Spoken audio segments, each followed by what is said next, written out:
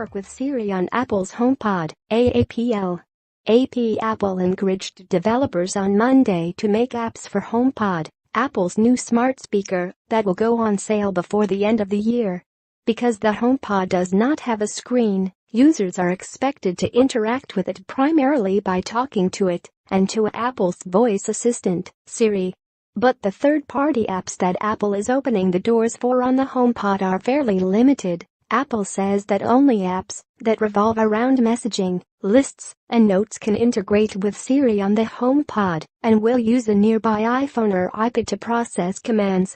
The lack of music app support means that users won't be able to play Spotify on the HomePod the way it was intended, by using your voice to tell it to play a song. Users also won't be able to order an Uber or Lyft by speaking to the HomePod or make a call on Skype based on the limited app categories.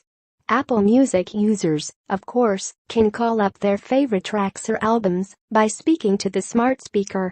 We are always working to have Spotify available across all platforms, but we don't have any further information to share at this time, a Spotify representative told Business Insider, pointing out that users will be able to play Spotify on the HomePod speaker by using the AirPlay feature from an iPhone or iPad. Users will control the music by tapping around the Spotify smartphone app rather than by using verbal commands. Third-party apps like Spotify would just play music on HomePod using AirPlay too, as we said back in June, an Apple representative told Business Insider. AirPlay enables HomePod to be used like other wireless speakers. When Apple first opened up Siri to third-party developers, it took a similar approach. At first, Apple limited Siri access to apps only in a few categories, such as ride-hailing and fitness, although it expanded the number of categories earlier this summer.